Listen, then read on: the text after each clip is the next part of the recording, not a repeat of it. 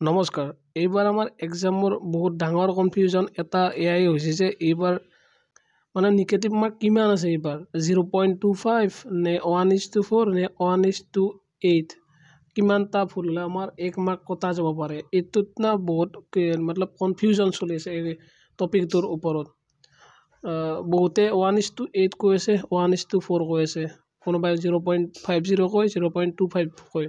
এতিয়া মানে ধৰিব নোৱাৰা হৈছে মানে কাৰ কথা শুনো কাৰ কথা নুশুনো এতিয়া ইয়াত না সকলোৱে ৰাইটে কৈ আছে কিন্তু অকমান কনফিউজন হৈছে কথাটো কোৱাত মানে সকলোৰে কিবা কিবি নহয় বুজাত নহয় তো কোৱাত কিবা কিবি অলপমান কনফিউজন চলিছে আৰু সেই কনফিউজনটো এই ভিডিঅ'ত মই অল এভৰিথিং ডাউট ক্লিয়াৰ কৰি দিম তো প্ৰথম পইণ্ট যেটো আছে কিমান ইমান নিগেটিভ মাৰ্কিং কিমান হ'ব পাৰে লাইক আমি এতিয়া এই নিগেটিভ মাৰ্কটো কিমান বুলি কওঁ যদি আমি চাব লাগিব অফিচিয়েল নোটিফিকেশনখন য'ত আমাক অবভিয়াসলি মেনশন কৰা থাকিব তাত কিমান হ'ব এবাৰ मतलब নিগেটিভ মাৰ্কিং আৰু অফিচিয়েল নোটিফিকেশনত যি আছে নিগেটিভ মাৰ্কিং সেইটোই হ'ব তাৰ বাহিৰে একো হ'ব নোৱাৰে তো অফিচিয়েল নোটিফিকেশনৰ মই স্ক্ৰীনশ্বট ইয়াতে এটা শ্বেয়াৰ কৰিছোঁ 13 নম্বৰ পেজত আছে যিটো মান নোটিফিকেশন য'ত চাব পাৰে এইটো line there will be negative marking of 0.25 mark for each wrong answer correct 1.2 column और पेज नंबर 13 है तो 13 नंबर पेज আছে যে there will be negative marking of 0.25 for each wrong question এটা ভুলৰ বাবে ইয়াতে আমাক 0.25 মাৰ্ক নেগেটিভ হ'ব বুলি আমাক মেনশন কৰিছে এসএসসি তো এইটো ক্লিয়াৰ হ'ল যে এটা ভুল হ'লে আমাৰ 0.25 যাব আৰু এইটো ৰিলেটেড এসএসসি আৰটিআই কৰা হৈছিল আৰু তেওঁলোকে আৰটিআই তো কৈছে যে অফিচিয়েল নোটিফিকেশন চোৱা যে যি আছে সেইটোৱে এই কনফিউজনটো হৈছে কিয় এইবাৰ যোৱা বছৰ আছিল এইটো 0.50 মানে এটা ভুল হ'লে 0.50 কৈছিল দ্যাটস এবাৰ 0.25 কৰিলে তো বহুতে এইটো মিস্টেকলি হ'ব বুলিও ভাবিছে বাট এসএসসি আৰু এনেকুৱা ইমান ডাঙৰ মিস্টেক এটা হ'ব নোৱাৰে আৰু যদি মিস্টেক হল হয় নেক্সট ডে এটা ঠিক কৰি দিলে হয় আজি এক্সামৰ আগলৈ এইটো নাথাকে তো কথাটো হল এতিয়া এইটো 0.25 বুলি আমাক গম পালো যেতিয়া আমি এবাৰ নেগেটিভ মাৰ্কিং 0.25 এটা পাৰ্সেন্টেজ मतलब ইয়াক যদি আমি হেৰি ভগ্নাংশত কওঁ কি হ'ব 1:4 হ'ব নে 1:8 হ'ব মই কোনোবাই যদি সুধে মোক যে নেগেটিভ মাৰ্কিং কিমান মই তাক 0.25 বুলি কওঁ নহ'লে তাক কম যে 1:4 কাৰণ আমি ক্যালকুলেশন কৰো যে 1:4 মানে এটুক যদি আমি নেগেটিভলৈ मतलब ভগ্নাংশলৈ কনভার্ট কৰো 0.25 হয় তো 1:4 মানে 0.25 বাট মই কালি অলপমান যেতিয়া ৰিসাৰ্চ কৰিলো বহুতৰ ক্যালকুলেশন এইটো কৰি আছে যে 1:8 হ'ব এবাৰ নেগেটিভ মাৰ্কিং কাৰণ কোৱেশ্চন মাৰ্ক 2 যেহেতু 1:8 হলে 2 ৰে কটা গল 1:4 হল আৰু দ্যাট মিন্স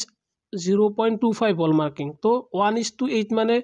জুনে 1:8 বুলি ক'ব মাৰ্কিং এটো নহয় যে অৰ্থাৎ এক কটা যাব তেওঁলোকে 2 পূৰণ কৰি কৈ আছে এইটো কথাটো যে 2 মাৰ্ক পূৰণ 1:8 আৰু এনেকৈ কটাকটি কৰিলে তো 1:4 হ'ব আৰু 1:4 মানে তো 1:4 যেটো আমি 1:4 টো বুলি কওঁ তো এটো কনফিউজন সকলোৰে হৈছিল যে 1:8 দেখিলে ভবা যায় যে অৰ্থাৎ এক কটা যাব তেনেহলে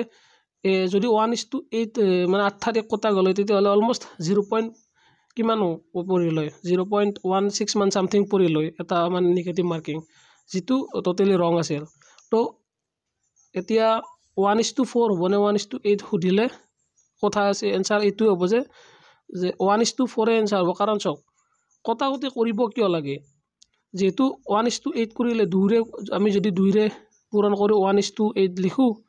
এটো 1:4 হ'ল লাষ্টত গৈ তো যেহেতু 1:4 লৈ ঘূৰি আহিব লাগিব তো স্টাৰ্টিংতে 1:4 কোৱাই ভাল নেগেটিভ মাৰ্কিং 1:4 আছে যে চাৰিটাত এক কটা যাব বা 1:4 যদি আমি এই ভগ্নাংশত ক্লিয়াৰ কৰি 0.25 হ'ব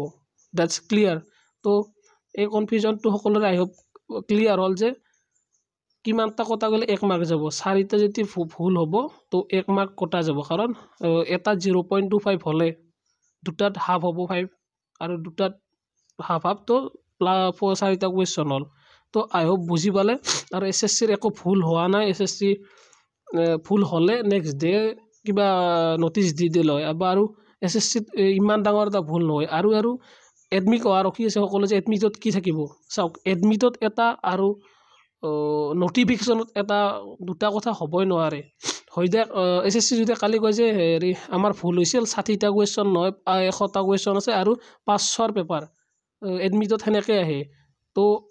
এইটোতো টোটেলি ৰং ন বা যদি ৰানিং কৰিব যোৱাৰ আগত দিনা এডমিটত কয় যে 10 কিলোমিটাৰ ৰানিং 10 মিনিটত আৰু আমাৰ নটিফিকেশ্যনটো অলপমান ভুল হৈছিল তো এডমিটত যি আছে সেইটোৱে তেনেকুৱা হ'বই নোৱাৰে যিটো নটিফিকেশ্যনত আছে সেইটোৰ বিপৰীতে যদি এক্সামত বা তেনেকুৱা ফিজিকেল বা মেডিকেলত হয় তেনে এইটো এটা অপৰাধ একচুৱেলি এইটোৰ কাৰণে কোৰ্ট কেছ খালি SSC বয়সে ফাঁচি যাব তো নটিফিকেশ্যনত যি আছে আখৰে সেইটোৱে হ'ব চিন্তা কৰিব লগা একো নাই সকলোৱে বেছি টেনশ্যন ল'ব নালাগে এইটোত মই ক্লিয়াৰ কৰি দিলোঁ যে নিগেটিভ মাৰ্কিং 4টাত এক যাব এটাত 0.25 যাব 1:4 1:8 লাগি থাকিব নালাগে মেইন কথাটো হ'ল 4টাত এক যাব এটাত 0.25 এইটো জানিলে হ'ল আই হোপ সকলোৱে বুজি পালে আৰু মোৰ হিচাপত কাৰো ডাউট থাকিব নালাগে আৰু আজি যেহেতু এডমিট কাৰ্ড ডাউনলোড হ'ল কাৰ ক'ত চেণ্টাৰ পৰিছে মেইনলি আমাৰ গুৱাহাটীত কাৰণ গুৱাহাটীত 4-5টা চেণ্টাৰ আছে বাকীবিলাক চহৰত লাইক এটাই চেণ্টাৰ আছে মই জনাত মেবি আই এম ৰং বেছিও থাকিব পাৰে কিন্তু আমাৰ গুৱাহাটীত যিহেতু 4-5টা চেণ্টাৰ আছে তো কোনটো চেণ্টাৰ পৰিছে এবাৰ জনাব আৰু হয়তো 21-22 তাৰিখ চাগে আমি বহুতকে লগ পাম কাৰণ মই এক্সাম চেণ্টাৰৰ ওচৰত যাম লগ পালে নিশ্চয় মাতিব এবাৰ আজিলৈ এইখিনিয়ে ধন্যবাদ জয় অসম।